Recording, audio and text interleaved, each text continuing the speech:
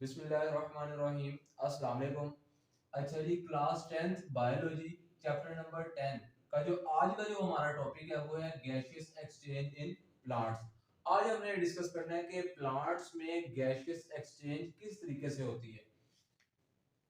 तो सबसे पहला पॉइंट मैंने ये लिखा कि plant have no organ system, यानी कि प्लांट के अंदर कोई ऑर्गन सिस्टम नहीं होता। प्लांट्स के अंदर ऑर्गन तो होते हैं लेकिन उसके अंदर कोई ऑर्गन सिस्टम नहीं होता। हमने पढ़ रखा है 9th क्लास के अंदर कि ऑर्गन्स आपस में मिलते हैं तो ऑर्गन सिस्टम बनाते हैं।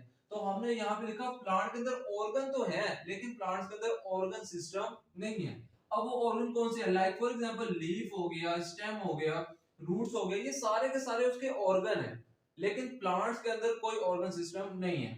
उसके बाद हमने लिखा नेक्स्ट पॉइंट के एवरी सेल, प्लांट का जो हर सेल है वो इन्वायरमेंट के साथ खुद गैसियस एक्सचेंज का रिस्पॉन्सिबल है। खुद खुद जो है वो गैसियस एक्सचेंज करता है। प्लांट का जो हर सेल है वो इन्वायरमेंट के साथ खुद गैसियस एक्सचेंज करता है। उसके बाद हम पढ़ते हैं कि प्लांट के जो कौन कौन से ऑर्गन है और वो किस किस स्ट्रक्चर के जरिए जो है वो गैसियस एक्सचेंज करते हैं। तो सबसे पहले लिखा हमने, ये सारे के सारे जस्ट कॉमन मैंने लिख दिए हैं। हम फर्दर एक एक करके वन बाय वन इन सब की डिटेल पढ़ेंगे इसी लेक्चर के अंदर। तो सबसे पहले लिखा जी leaf and young stem. Leaf हो गया और यंग स्टेम हो गया, तो इनके अंदर जो गैसियस एक्सचेंज होती है वो स्टोमेटा और क्यूटिकल के जरिए होती है। अब ये स्टोमेटा और क्यूटिकल क्या होते हैं ये भी हम आगे चल के लास्ट में पढ़ेंगे कि स्टोमेटा और क्यूटिकल क्या होते हैं। उसके बाद आता है जी mature roots and woody stem. इनके अंदर जो गैसियस एक्सचेंज होती है वो होती है लेंटिसेल्स के जरिए। अब ये लेंटिसेल्स क्या होते हैं ये भी हम इसी लेक्चर में डिस्कस करेंगे। उसके बाद लिखता है यंग रूट्स में गैसियस एक्सचेंज जर्नल सरफेस के जरिए होती है। तो मतलब ये जो हमने यहाँ पे लिखा यंग स्टेम और यहाँ पे हमने लिखा वुडी स्टेम, इसके अंदर क्या फर्क है ये भी हम इसी लेक्चर में डिस्कस करेंगे। उसके बाद मैंने लिखा मैच्योर रूट्स और यंग रूट्स, इसके अंदर क्या डिफरेंस है ये भी हम इसी लेक्चर में डिस्कस करेंगे।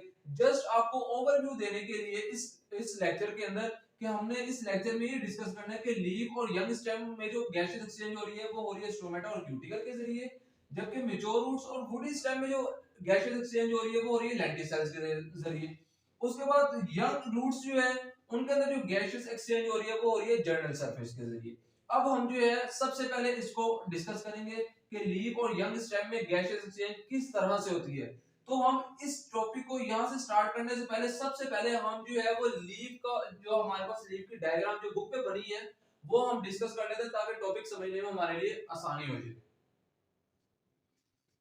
अब ये देखिए जी हमारे पास लीफ की हमने एक डायग्राम ड्रॉ की है। इसके अंदर हमारे पास दो लेयर नजर आ रही है, एक ये वाली लेयर नजर आ रही है और एक ये वाली लेयर नजर आ रही है। इस लेयर को कहते हैं हम अपर एपिडर्मिस और इस लेयर को हम कहते हैं लोअर एपिडर्मिस। उसके बाद आता है जी इस लेयर के ऊपर आप देख रहे हैं एक और कवरिंग चल रही है, उसको हम नाम देते हैं क्यूटिकल। अब ये क्यूटिकल क्या होता है ये आगे हम फर्दर पढ़ेंगे। उसके बाद हमने लिखा कि ये हमारे पास अपर एपिडर्मिस के नीचे जो है वो हमारे पास सेल्स मौजूद हैं। इन सेल्स को हमने नाम क्या दे दिया, मेसोफिल सेल्स। इन सेल्स के अंदर देखें मैंने कुछ जो है वो स्ट्रक्चर वगैरह जो है वो शो किए हैं लाइंस के जरिए, छोटी छोटी लाइंस के जरिए। इन स्ट्रक्चर का नाम क्या है, क्लोरोप्लास्ट। उसके बाद देखें आपके ये जो हमारे पास सेल्स हैं मेसोफिल सेल्स, इनके दरमियान में स्पेस मौजूद है। इस स्पेस को हम कहते हैं एयर स्पेस, यानी कि यहां से इस स्पेस के जरिए जो है एयर ने पास होना है, एयर ने प्लांट के अंदर एंटर होना है और यहीं से एयर ने प्लांट से बाहर जाना है। उसके बाद आता है हमारे पास लोअर एपिडर्मिस। लोअर एपिडर्मिस के अंदर आपको दो चीजें नजर आ रही होंगी, एक नजर आ रहे होंगे ये वाले सेल्स जिनको हम कहते हैं गार्ड सेल्स। अच्छा गार्ड सेल्स जो है उनकी शेप की अगर हम बात करें तो वो होती है जी बीन शेप, यानी कि लोबिये लोबिये की तरह की। उसके बाद दो गार्ड सेल्स के दौरान आपको स्पेस नजर आ रही है, इसको हम कह देते हैं जी स्ट्रोमेटा। अब जो है हम यहाँ पे डिस्कस कर लेते हैं अपनी सबसे पहली हेडिंग जो है हमारे पास के यंग, हमारे पास लीफ और यंग स्टेम में जो गैसियस एक्सचेंज है वो किस तरीके से होती है। तो सबसे पहला पॉइंट मैंने लिखा कि हमारे पास लीफ और यंग स्टेम में गैसियस एक्सचेंज होती है स्ट्रोमेटा और क्यूटिकल के जरिए। मैक्सिमम जो हमारे पास गैसियस एक्सचेंज होती है लीफ और यंग स्टेम में वो स्ट्रोमेटा के जरिए होती है और बहुत कम अमाउंट में जो गैसियस एक्सचेंज होती है वो होती है क्यूटिकल के जरिए। उसके बाद लिखता है कि स्ट्रोमेटा, बच्चा क्वेश्चन पूछ सकता है कि सर स्ट्रोमेटा प्रेजेंट कहाँ होते हैं। तो स्ट्रोमेटा जो है वो प्लांट्स की एपिडर्मिस में मौजूद होते हैं। हमने ये पढ़ रखा है कि हमारे पास लीफ की जो डायग्राम है उसकी डायग्राम के अंदर हमने पढ़ा कि हमारे पास अपर एपिडर्मिस होती है और लोअर एपिडर्मिस होती है। तो हमारे पास जस्ट उसने पहले यहाँ पे यही लिखा है कि हमारे पास स्ट्रोमेटा जो है वो एपिडर्मिस में मौजूद होते हैं। अब बच्चा क्वेश्चन पूछ सकता है कि सर ये स्ट्रोमेटा कहाँ पे मौजूद होते हैं?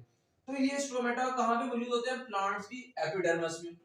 जो ज्यादातर प्लांट्स हैं, मोस्ट प्लांट्स, ज्यादातर प्लांट्स जो हैं उनके अंदर स्ट्रोमेटा लोअर एपिडर्मिस में मौजूद होता है, जो कि हमने भी यहाँ पे ड्रॉ की। देन उसके बाद कुछ ऐसे प्लांट हैं जिनके अंदर स्ट्रोमेटा अपर एंड लोअर दोनों एपिडर्मिस में मौजूद होते हैं। अब उन प्लांट्स में कौन से आ जाते हैं हमारे पास? जिस तरह के आ गया ऑनियन, प्याज। उसके बाद आ जाता है हमारे पास एयर स्पेस। एयर स्पेस के अंदर अभी हमने पढ़ा है डायग्राम के अंदर, ये हमारे पास मेसोफिल सेल्स के दरमियान में जो हमारे पास स्पेस है उसको हमने कहा था एयर स्पेस। ये एयर स्पेस का फंक्शन क्या है? ये एयर स्पेस का फंक्शन जस्ट इतना है कि ये हमारे पास गैसियस एक्सचेंज में हेल्प करती है। उसके बाद आता है कि हमारे पास लीव्स के जो इनर सेल्स हैं उनको हम क्या कहते हैं? Mesophyll cells. जिस तरह आप देख रहे हैं कि लोअर अपर एपिडर्मिस और लोअर एपिडर्मिस के दरमियान में जो सेल्स हैं हमने उन सेल्स को नाम क्या दिया? Mesophyll cells. अच्छा जी, उसके बाद अब हमारे पास एक शॉर्ट क्वेश्चन भी पूछा जाता है पेपर में कि व्हाट इज स्ट्रोमेटा, कि स्ट्रोमेटा क्या होता है। अच्छा, स्ट्रोमेटा और स्ट्रोमा इन दोनों में कोई डिफरेंस नहीं है। अगर सिंगुलर होगा, एक होगा, तो उसको नाम देंगे हम स्ट्रोमा, और अगर एक से ज्यादा होंगे तो उनको हम नाम दे देंगे स्ट्रोमेटा। अच्छा जी, स्ट्रोमेटा की डिफाइन जो है वो जिस तरह से है कि स्टेम और लीफ की जो एपिडर्मिस में माइक्रोस्कोपिक पोर्स होते हैं, ऐसे पोर्स जो हम आम आंख से नहीं देख सकते, जो हमें माइक्रोस्कोप के जरिए नजर आते हैं, हम उन माइक्रोस्कोपिक पोर्स को क्या नाम दे देंगे? स्ट्रोमेटा। देख रहे हैं आप यहाँ पे इस डायग्राम के अंदर, इस डायग्राम के अंदर जो लोअर एपिडर्मिस है उसके दरमियान में, गार्ड सेल के दरमियान में ये माइक्रोस्कोपिक पोर है, तो इस माइक्रोस्कोपिक पोर को हमने क्या नाम दे दिया? स्ट्रोमेटा। उसके बाद इसी टॉपिक में एक और बात बताई गई है क्यूटिकल के बारे में। जस्ट उसने क्यूटिकल का जिक्र किया, यहाँ पे नाम लिखा, लेकिन हम उसके बारे में पढ़ लेते हैं कि क्यूटिकल होती क्या है। क्यूटिकल एक प्रोटेक्टिव लेयर है। प्रोटेक्टिव लेयर से मुराद इसका काम सिर्फ और सिर्फ प्रोटेक्शन करना, हिफाजत करना है, यानी कि जो लीफ की सरफेस है उसकी जस्ट सिर्फ और सिर्फ हिफाजत करना। उसके बाद दूसरा पॉइंट है कि क्यूटिकल जो है वो किससे बनी होती है? तो क्यूटिकल हमारे पास लिपिड्स, फैट्स और वैक्स वगैरह से बनी होती है। उसके बाद हम ये देख लेते हैं कि प्लांट्स के अंदर लीफ और यंग स्टेम में गैसियस एक्सचेंज डे टाइम में और नाइट टाइम में किस तरह से होती है। तो हमें इसका पता है कि चूंकि डे टाइम में सनलाइट वगैरह मौजूद होती है, तो जब सनलाइट होगी तो जाहिर सी बात है तभी फोटोसिंथेसिस होगी। तो डे टाइम में हमारे पास फोटोसिंथेसिस होती है, और फोटोसिंथेसिस के साथ साथ डे टाइम में हमारे पास रेस्पिरेशन भी होती है। लेकिन अगर हम बात करें नाइट टाइम में, तो नाइट टाइम में सिर्फ और सिर्फ रेस्पिरेशन होती है, फोटोसिंथेसिस नहीं होती, क्योंकि नाइट टाइम के अंदर सनलाइट हमारे पास अवेलेबल नहीं होती। अच्छा जी, उसके बाद दूसरी बात अगर हम करें तो हम कहते हैं जी फोटोसिंथेसिस के जरिए जो है ऑक्सीजन प्रोड्यूस होती है, और वो ऑक्सीजन कहां पे यूज हो जाती है? रेस्पिरेशन।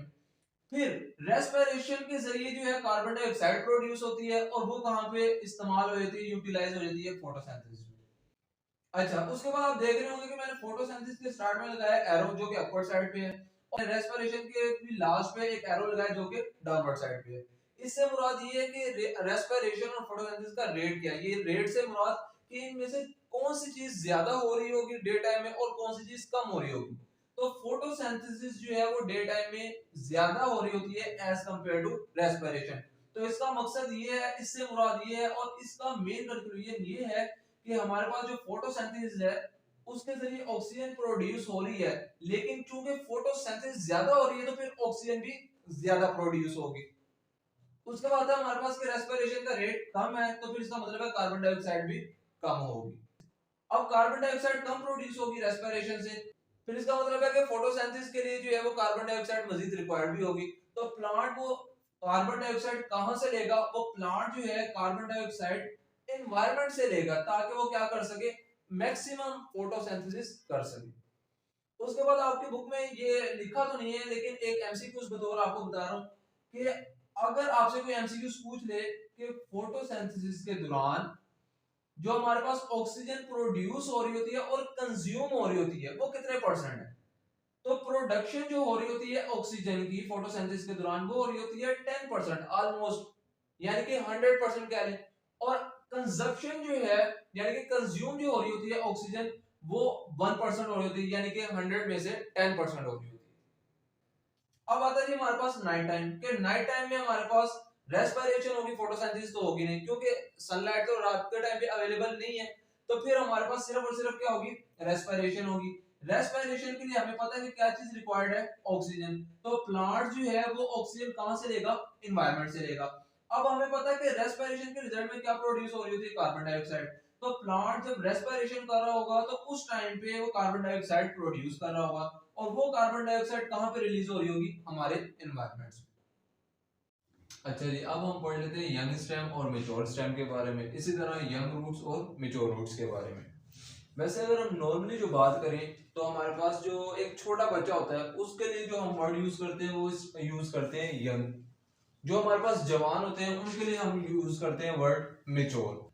इसी तरह कह रहे हैं कि वो स्टेम जो नई बनी हो उसके लिए हम इस्तेमाल करेंगे वर्ड यंग, और वो स्टेम जो पुरानी हो गई हो उसके लिए हम वर्ड यूज करेंगे मेच्योर। पुरानी से मुराद जिसपे लीव्स वगैरह, पत्ते वगैरह लगे होंगे उसको हम ये कह देंगे मेच्योर, और जो जिसपे पत्ते वगैरह नहीं लगे होंगे, जो नई नई बनी होगी, उसको हम नाम देंगे यंग स्टेम।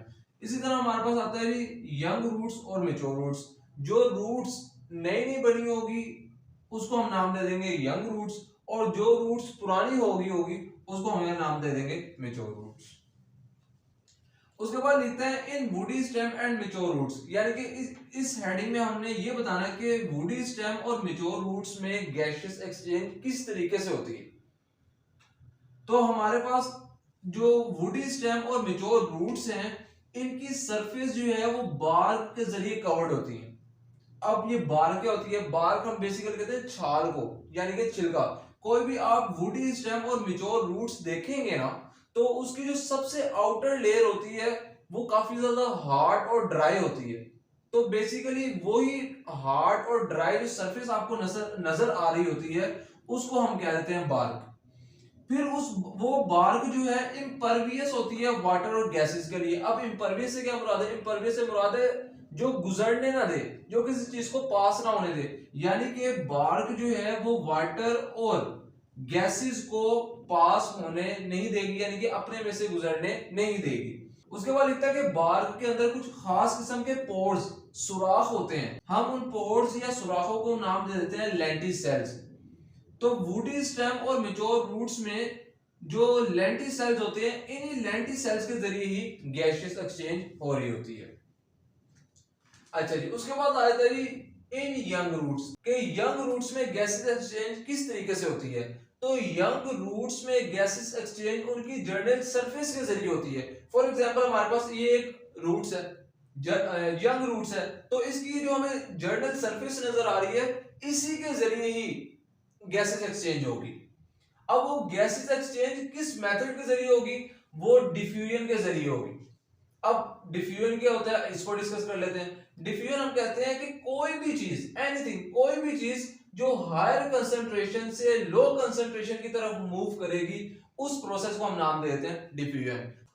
तो इससे मुराद ये हुआ कि यंग रूट्स में जो गैसेस एक्सचेंज होती है वो होती है जर्नल सरफेस के जरिए, लेकिन किस प्रोसेस के जरिए, किस अमल के जरिए होती है उसका नाम है डिफ्यूजन। उसके बाद आता है जी aquatic plant. Aquatic word use होता है वाटर के लिए, और प्लांट से मुराद प्लांट, यानी कि वो प्लांट्स जो पानी में रहेंगे उनको हम कह देंगे एक्वेटिक प्लांट्स। एक्वेटिक प्लांट्स जो होते हैं ये वाटर में मौजूद डिसॉल्व ऑक्सीजन यूज करते हैं। अब डिसॉल्व ऑक्सीजन किसे कहा जाता है, जो ऑक्सीजन वाटर में मौजूद होती है ना उस ऑक्सीजन को कहा जाता है डिसॉल्व ऑक्सीजन। तो एक्वेटिक प्लांट जो पानी में रहते हैं वो डिसॉल्व ऑक्सीजन यूज करते हैं, यानी कि पानी से ही जो है वो डिसॉल्व ऑक्सीजन लेते हैं, और बदले में जब वो कार्बन डाइऑक्साइड रिलीज करते हैं अपनी बॉडी से तो वो भी वो कहां पे कर देते हैं, पानी में ही कर देते हैं, वाटर में ही कर देते हैं।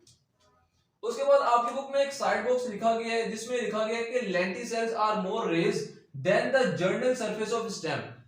अब इसका क्या मतलब है, मोर रेज से मुराद ये नहीं कि अबव साइड पे, बल्कि ये कहना चाह रहे हैं फॉर एग्जांपल ये स्टेम की एक जर्नल सरफेस है, तो जर्नल सरफेस से थोड़ा सा बाहर, जर्नल सरफेस से बाहर वाली साइड पे जो है वो लेंटिसेल्स मौजूद होते हैं। उसके बाद पेपर में एक शॉर्ट क्वेश्चन पूछा जाता है, difference between the stomata and lenticels.